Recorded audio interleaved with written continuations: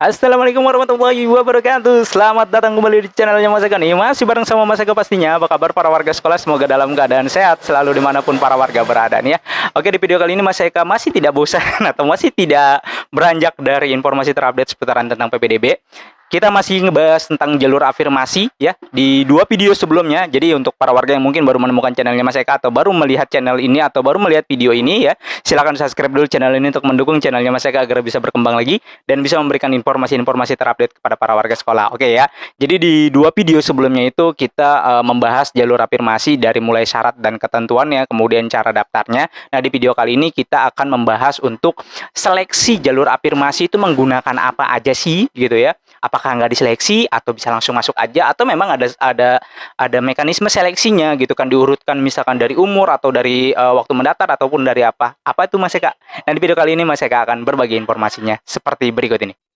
Kalau dua video sebelumnya itu kita sudah membahas syarat, kemudian dan ketentuannya, kemudian cara pendaftarannya bagaimana. Nah, di video kali ini Mas Eka akan membahas seleksi jalur afirmasinya seperti apa sih, kemudian apa yang dinilai, apa yang dilihat gitu ya. Kan banyak nih yang nanya, Mas Eka kalau misalkan umurnya segini bisa nggak? Mas Eka kalau zonanya segini bisa nggak? Mas Eka kalau nilainya segini bisa nggak? Nah, di seleksi jalur afirmasi ini nanti Mas Eka akan jelaskan, ada contoh-contohnya juga dari arsip yang kemarin ya. Jadi silakan nanti disimak nih ya. Oke, kita langsung aja deh, tanpa banyak berbasa-basi gitu ya. Kita lanjut. Oke, untuk jalur afirmasi jenjang SD terlebih dahulu ya. Untuk afirmasi prioritas pertama nih ya, calon peserta didik anak panti asuhan dan anak tenaga kesehatan yang meninggal dunia dalam penanganan COVID-19 tidak dilakukan proses seleksi. Jadi untuk anak-anak panti asuhan, kemudian anak-anak yang orang tuanya meninggal karena COVID, ya penanganan COVID di DKI Jakarta itu tidak dilakukan seleksi, jadi tinggal masuk aja. Karena kan sudah diwakilkan ya. Kemudian dalam hal kuota jalur afirmasi prioritas pertama, anak asuh panti anak panti asuhan dan anak tenaga kesehatan yang meninggal dunia dalam penanganan COVID-19 tidak terpenuhi, maka sisa kuota dimasukkan dilimpahkan ke dalam PPDB jalur afirmasi prioritas kedua. Gini loh. Jadi misalkan nih, ya di afirmasi prioritas pertama ini kan sekolah kan ada kuotanya. Ternyata tidak terisi nih, baik itu anak panti maupun anak tenaga kesehatan. Kan 25% ya, berarti ya berapa berapa kalau misalnya dia nerima 100 ya berarti kurang lebih sekian lah gitu ya, 25 orang atau berapa ya. Pokoknya 25% lah gitu ya. Itu tidak ada nih, maka diturunkan nih nanti ya ke afirmasi prioritas kedua. Jadi kuota yang kosong ini dilempar ke afirmasi prioritas keduanya gitu ya. Kalau ini tidak terisi, tapi kalau terisi ya berarti udah dipakai di sini. Kemudian afirmasi bagi penyandang disabilitas. Untuk afirmasi penyandang disabilitas ini ada dua ya. Yang pertama, dalam hal jumlah pendaftaran melebihi daya tampung, maka dilakukan seleksi berdasarkan urutan langkah sebagai berikut. Jadi kalau misalkan kuotanya ternyata nih untuk di penyandang disabilitas itu punya 5 misalkan gitu ya. Punya 5 nih kuotanya nih. Ternyata yang daftar 7. Maka dilakukan seleksi berdasarkan yang pertama zonasinya, kemudian urutan pilihan sekolahnya, kemudian usia tertua ke usia termuda tuh ya, dan waktu mendaftar ya kalau melebihi kuotanya. Tapi kalau misalkan tidak melebihi kuota, misalkan kuotanya 5, yang daftar 3, ya udah itu yang 3 itu nanti diseleksi juga sama sesuai dengan urutan ini. Tapi kalau misalkan kuotanya 5, yang daftar 1 itu mau udah nggak diseleksi, udah pasti dia yang masuk gitu ya. Kemudian dalam hal kuota jalur afirmasi bagi penyandang disabilitas tidak terpenuhi, sama nih ya seperti yang anak panti dan COVID. Kalau misalkan tidak terisi, misalkan 5 nih ternyata nggak ada yang ngisi, maka 5 itu diturunkan ke afirmasi prioritas kedua gitu ya. Ini untuk mekanisme seleksinya ya. Kita lanjut. Afirmasi prioritas kedua. Nah, ini untuk afirmasi prioritas kedua itu kan tadi ya yang dari DTKS nih untuk DSD nih ya. Kemudian yang orang tuanya bekerja sebagai supir Jaklingko ataupun Transjakarta, atau yang orang tuanya punya kartu pekerja Jakarta. Nah, ketika jalur afirmasi ini digunakan ya bagi anak afirmasi prioritas kedua, dalam hal jumlah pendaftar melebihi daya tampung, maka dilakukan seleksi berdasarkan urutan langkah sebagai berikut. Jadi kalau misalkan kuotanya ada 20, ternyata yang daftar itu ada 60, maka diseleksi berdasarkan pertama zonasinya terlebih dahulu, kemudian urutan pilihan sekolah, kemudian usia tertua ke usia termuda, kemudian waktu mendaftar. Ini untuk SD nih ya. Dalam hal kuota jalur afirmasi tidak terpenuhi, maka sisa kuota dimasuk dilimpahkan ke dalam PPDB tahap kedua itu ya. Jadi kalau misalkan di afirmasi ini ternyata di jalur afirmasi ini ternyata tidak terpenuhi kuotanya nih. Tadi kan afirmasi prioritas ke satunya pada kosong nih misalkan gitu ya, ada 5 sama 2 7. Kemudian dilimpahkan ke afirmasi prioritas kedua, ternyata di afirmasi prioritas kedua juga tidak terpenuhi. Maka sisanya itu akan dilemparkan ke PPDB tahap kedua. PPDB tahap kedua bagaimana Mas Eka? Nanti dibahas ya. Jangan sekarang, kalau sekarang pusing nanti kebanyakan. Oke, kita lanjut. Ini untuk yang jenjang SD ya, nanti ini ada contohnya. Nah, ini ada contohnya nih ya. Jadi untuk seleksi DTKS Mitra Transjakarta, berarti ini afirmasi yang kedua ya, afirmasi prioritas kedua. Nah ini ya, ini kan tadi kan berdasarkan zona, urutan pilihan sekolah, usia tertua, termuda ya, dan waktu mendaftar. Jadi nanti kurang lebih seperti ini tampilannya para warga ya. Jadi di sini ada nomor urut, nomor daftar, namanya, kemudian kelurahannya, nanti di sini juga ada usia. Kan tadi kan dari zona ya, zona, usia, kemudian waktu mendaftar ya. Jadi ini berurutan semuanya ya. Jadi zonanya terlebih dahulu dilihat, kemudian usianya dari yang tertua ke yang termuda ya. Ini kan 6 tahun 10 bulan 3 hari, 6 tahun 10 bulan 2 hari. Baru nanti dilihat dari waktu mendaftarnya gitu ya. Ini untuk yang SD. Kita lanjut ke jenjang SMP dan SMK.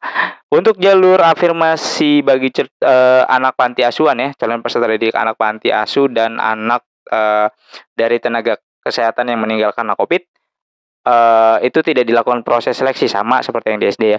Kemudian dalam hal jumlah pendaftaran bagi penyandang disabilitas melebihi daya tampung, maka dilakukan seleksi dengan urutan langkah sebagai berikut. Ini juga sama, dilihat dari zona prioritasnya, kemudian urutan pilihan sekolah dan usia tertua ke yang termuda. Kalau misalkan tidak terisi juga, maka ini dilimpahkan ke dalam PPDB jalur afirmasi bagi penerima KJP Plus. Jadi ke afirmasi prioritas kedua ya. Ke penerima KJP Plus anak yang terdaftar dalam DTKS ya. Jadi dilempahkan ke jalur yang KJP-nya. Kalau misalkan yang afirmasi anak panti dan anak nakes yang meninggal tidak terpenuhi, maka dilemparkan ke afirmasi penerima KJP Plus anak yang terdaftar dalam DTKS, kemudian anak yang memiliki orang tuanya yang penerima KPJ dan supir Transjakarta, dan juga anak penerima KJP Plus sekaligus penerima PIP ya.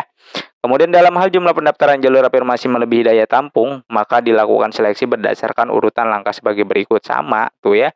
Jadi kan tadi kan kalau yang di atas itu untuk anak panti dan anak nakes ya, yang bawah ini untuk yang afirmasi KJP dan DTKS serta KJP Plusnya aja nih ya. Nah itu dilihat dari prioritas afirmasinya. Sementara ini yang agak, yang mungkin kemarin itu berharap ada perubahan, tapi ya udahlah, karena tidak ada perubahan di juknisnya, ya udah terima aja ya. Berharap sih kemarin itu yang punya KJP dan PIP itu dipisah dengan yang punya KJP aja, karena menurut Mas Eka itu nggak fair sih. Mereka punya dua kartu ngelawan yang punya satu kartu ngelawan yang punya 2 kartu. Otomatis yang punya satu kartu itu udah pasti kalah gitu ya.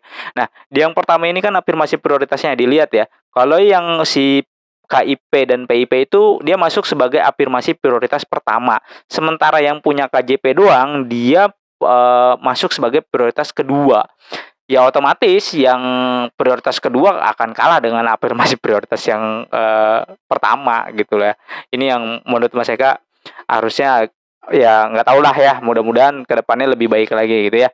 Jadi yang pertama dilihat dari afirmasi prioritas pertama, afirmasi prioritasnya. Kalau dia P1 maka dia menang dari P2-nya. P1 itu prioritas pertama, P2 itu prioritas kedua ya.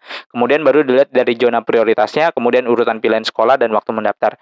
Dalam hal kuota jalur afirmasi tidak memenuhi sisa kuota, dimaksud dilimpahkan ke dalam PPDB tahap kedua. Jadi kalau misalkan tidak terpenuhi juga maka dilimpahkan ke tahap kedua. Oke, kita lanjut. Ya, mana nih? Oke, nah ini contohnya ya. Nah, di sini ada ya, ini contohnya untuk penyandang disabilitas nih, penyandang disabilitas ya. Jadi urutan kemudian pilihan nih prioritas zonasinya ya. Kalau yang tadi yang KJP itu sebenarnya ada nggak ya? Masih kasih contoh nggak ya? Nah ini ya benar, ada contohnya ya. Ini aja langsung. Ini adalah penempatan seleksi sekaligus PIP, KJP Plus, DTKS Mitra Transjakarta. Nah, ini yang Mas Eka maksud tadi yang punya 2 kartu sama yang punya 1 kartu. Kalau yang punya 2 kartu yang KJP Plus sama PIP, dia masuk afirmasi prioritas pertama. Sementara kalau yang punya KJP-nya aja dia masuk afirmasi prioritas kedua. Otomatis yang punya PIP dan KIP dia akan menang terlebih dahulu ya. Masuk pasti di sini kan tadi kan dilihat dari afirmasinya terlebih dahulu ya. Kemudian baru prioritas zonanya, baru urutan pilihan sekolah dan waktu mendaftarnya. Jadi ya ini urutannya. Kalau misalkan dia daftarnya belakangan nih, misalkan di hari kedua atau di hari ketiga, udah mah dia prioritas pertama, kemudian prioritas zonanya juga zona pertama, pilihan sekolahnya pilihan pertama, udah pasti menang gitu kan, tanpa dia lihat waktunya. Karena yang pertama dilihat kan prioritas afirmasinya, baru prioritas zonasinya. Kalau misalkan masih sama, dilihat dari urutan pilihan sekolah. Ternyata masih sama juga, maka baru dilihat dari waktunya. Kalau waktunya pasti nggak mungkin sama, pasti ada beda detiknya gitu ya. Oke, itu tadi contohnya untuk seleksinya. Kemudian kita lanjut ke jenjang SMK. Untuk jalur SMK juga sama. Untuk afirmasi calon peserta didiknya, untuk yang anak panti dan Covid itu tidak menggunakan seleksi. Kemudian untuk penyandang disabilitas, kalau misalkan kuotanya melebihi daya tampung, maka diurutkan dari urutan pilihan sekolah, usia tertua ke yang termuda, dan waktu mendaftar. Kenapa di SMK ini tidak menggunakan zona? Karena di SMK tidak ada zonasi, gitu ya. Untuk jalur zonasi di SMK itu tidak ada. Jadi perlu diingat ya. Kemudian dalam hal kuota jalur afirmasi penyandang disabilitas tidak terpenuhi, maka sisa kuotanya akan dilimpahkan ke yang jalur KJP, DTKS, dan anak dari pengemudi Jaklingko atau Transjakarta, ataupun dari yang memiliki KPJ orang tuanya ya. Nah, untuk dalam hal jumlah pendaftaran jalur afirmasi melebihi daya tampung yang tadi ya, yang PIP, KJP, kemudian yang KJP-nya aja. Kalau misalkan dia melebihi daya tampung, maka dilihat pertama nih ya, afirmasi prioritas. Nah, yang SMK ini beda ya, unik ya, SMK memang beda. Jadi dilihat afirmasi prioritasnya terlebih dahulu, kemudian baru dilihat NA-nya, nilai akhir atau indeks prestasi akademik ya, total pembobotannya. Nah, ini nilai digunakan ya kalau di jalur afirmasi SMK ya. Jadi untuk yang punya nilai ya, yuk SMK ya. Urutan pilihan sekolah baru waktu mendaftar. Jadi itu urutan kalau misalkan melebihi daya tampungnya. Dalam hal kuota jalur afirmasi tidak terpenuhi, maka sisa kuota dimaksud dilimpahkan ke dalam PPDB tahap 2. Kalau misalkan di jalur afirmasi ini ternyata nih kuotanya 10, yang daftar cuma 5, berarti masih ada 5 bangku lagi. Itu akan dilimpahkan ke tahap kedua gitu ya. Nah, ini ada contohnya untuk penyandang disabilitas ya. Ini kan tadi ya urutan pilihan sekolah dan waktu mendaftar, terus usia, dia tidak pakai zona ya. Kemudian yang untuk ini juga ada kayaknya. Ada. Ya, ini yang ini penerima seleksi KJP nih ya. Nah, ini prioritas ya. Tadi kan prioritas afirmasinya nih, afirmasinya apa? 1 atau 2. Kemudian indeks prestasi akademiknya tuh dilihat nilainya, kemudian pilihan sekolah dan waktu mendaftar. Jadi kurang lebih seperti itu para warga sekolah ya. Rangkaian dari jalur afirmasi.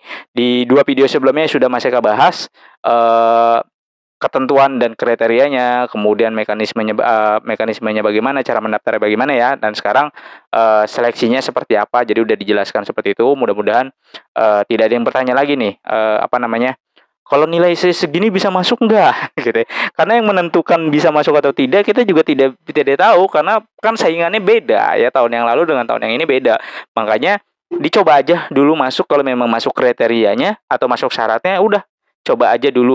Masalah keterima atau tidak ya nanti urusan belakangan, yang penting dicoba dulu gitu ya. Oke, para warga ya, jadi itu rangkaian dari jalur afirmasi ya. Di 2 video sebelumnya sudah Mas Eka jelaskan dari mulai syarat dan ketentuan, kemudian cara daftarnya. Nah, di video kali ini adalah seleksi jalurnya. Jadi untuk para warga sekolah yang memang masuk dalam kriteria jalur afirmasi ini, silakan gunakan jalur afirmasi ini ya.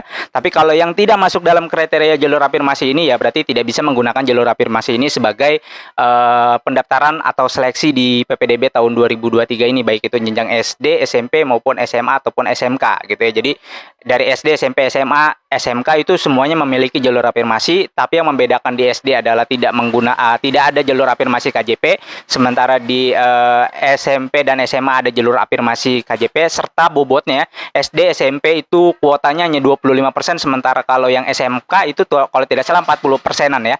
Jadi seperti yang tadi Mas Eka jelaskan di depan. Oke, para warga itu aja mungkin informasi yang bisa Mas Eka sampaikan. Mudah-mudahan informasi ini bisa bermanfaat untuk para warga sekolah dan silakan bagikan ke para warga lainnya agar para warga lainnya juga bisa mendapatkan informasi yang sama. Dan Mas Eka rasa cukup. Sampai jumpa di konten berikutnya. Wassalamualaikum warahmatullahi wabarakatuh.